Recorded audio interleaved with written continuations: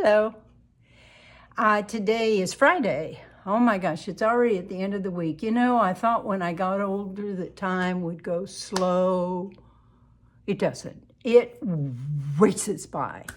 So it's already the end of the week of the middle of April, and I'm in the studio, and that makes me happy. So I have been working on the Father's Day, the first Father's Day painting.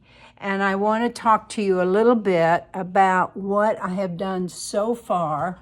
Let me get this over here. Sorry, it's jiggly. You know, my photography skills are limited. Okay, now, you can see that I have done some, maybe you can't, but you can see that I have done some more work on this foreground. So I've got these pretty much blocked in. This is all thin. I still am not using any kind of oil to thicken the paint up.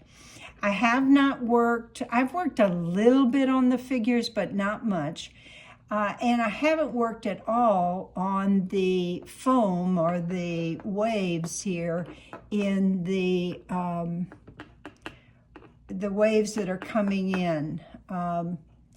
So I need to work on that, and I need to kind of finish up this. But one of the things I wanted to tell you that I might not remember as I'm painting, because I'm fixing to paint, and I'll probably go quiet. Maybe I'll think of things you want to know. But I want to remind you that sometimes when you're painting, the direction of your paintbrush means a lot in how the eye interprets the scene. In this portion back here, you can see the paint strokes are lateral. They're lateral here and here and here, down in this area. That gives the sense of a flat surface. These are brush strokes of varying degrees, varying positions, and you want that because you want to show the chaos of the foam of the waves coming in. So that is important to remember, that your brush strokes are really important in how you interpret what you see. Now, let me start putting in some, I'm going to put this right here.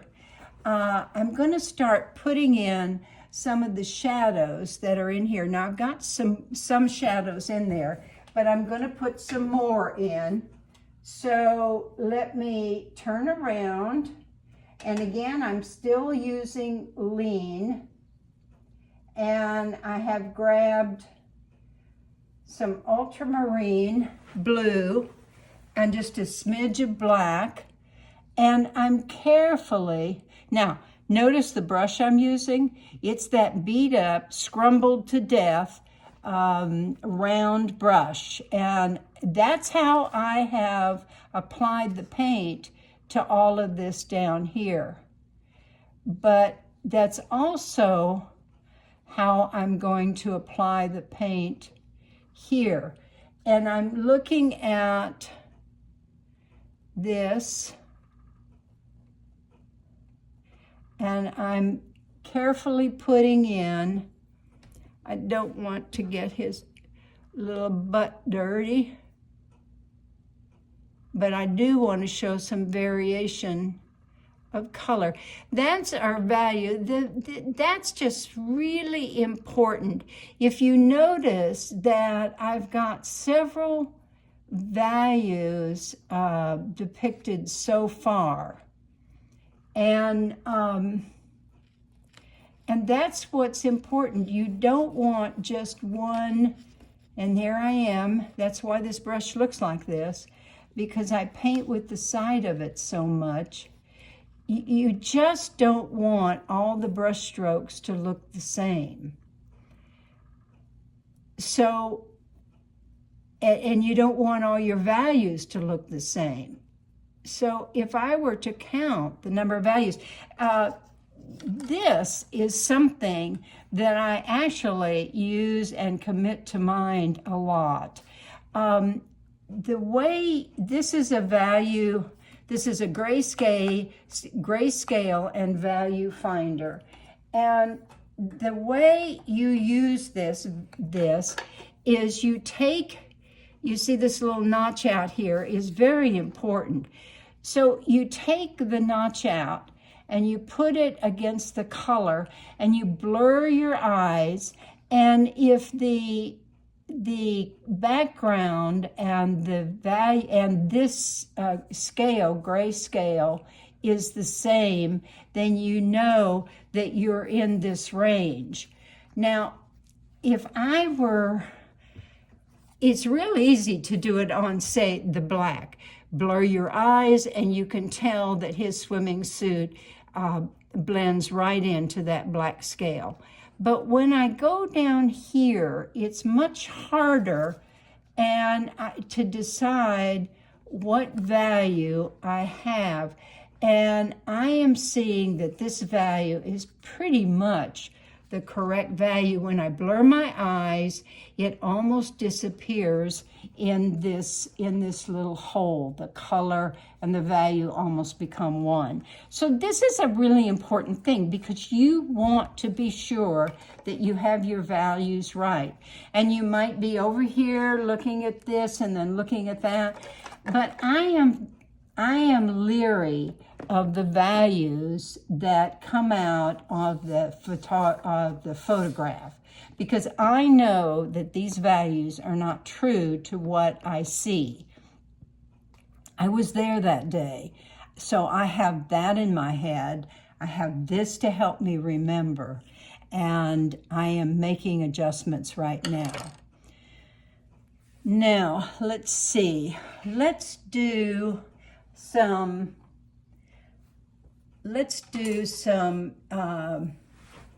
these are nice mid-range values back here. I need a few of the darker values in here. And so let me do that.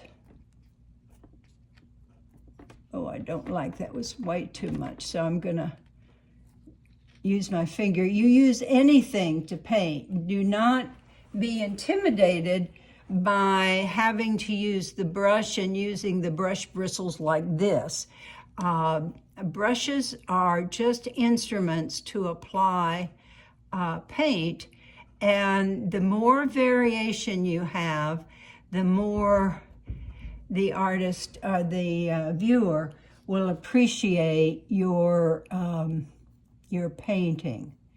So I need some shadow behind some of these waves here. And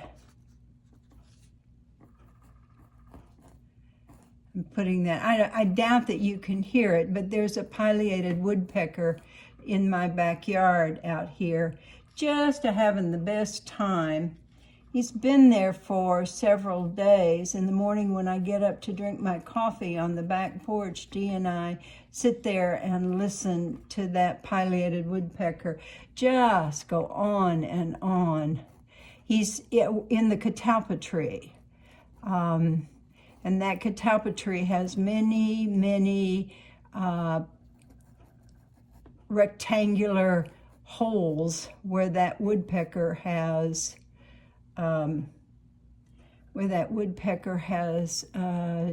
drilled.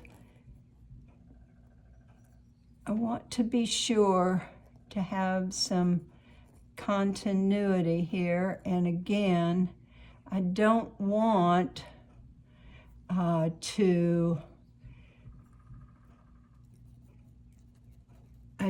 get into the skin tone. Still haven't really worked with that skin tone yet. I wanted to get the ocean, or it's not the ocean, it's the Gulf. Now, I want to tone down some of this. So I'm going to come back with a lighter value. I don't know if you can see that lighter value, but I just don't like it so dark. You want a lot of what are called lost edges. And there's hard edges and lost edges. This is a hard edge right here. These are lost edges that are just kind of blurred a bit and move on in to the next value and next hue.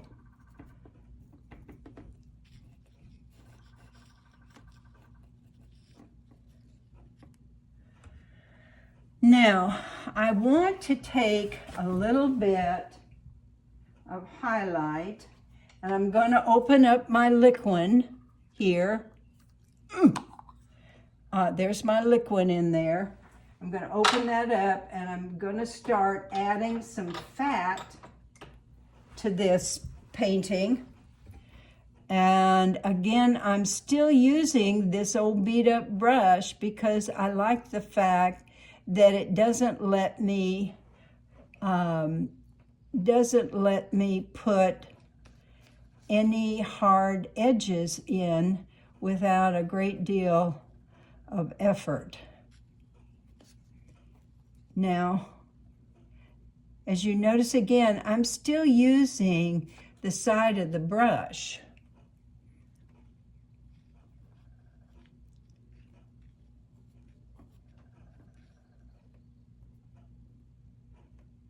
And I don't have white. This is not white. This has got a little bit of the blue-gray in it. And I'm going to put some of those highlights back here. And back here. And notice, I don't know whether you can see that I'm rolling the brush so that I get different angles.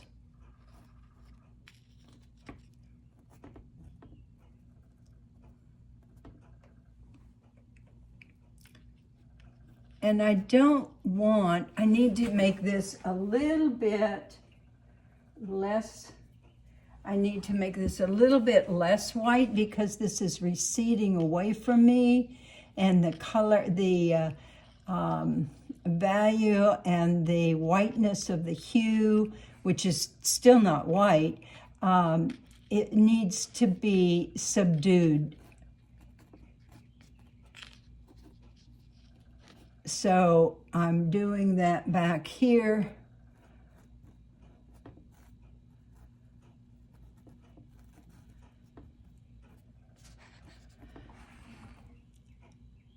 Okay, I just realized I'm into 13 minutes. That's way too long. So I'm going to stop. But just to summarize, the painting is going, the paint strokes go this way, and for the flat surface of the water, and then the cacophony of the movement of the paintbrush in the waves is going ever which way. And I am using this old beat up brush. It helps keep the edges of the whatever it is I'm drawing to be blended in, and soft edges, lost edges. So let me say, have a good day, and give me a thumbs up if you like the video, and take care. Bye-bye.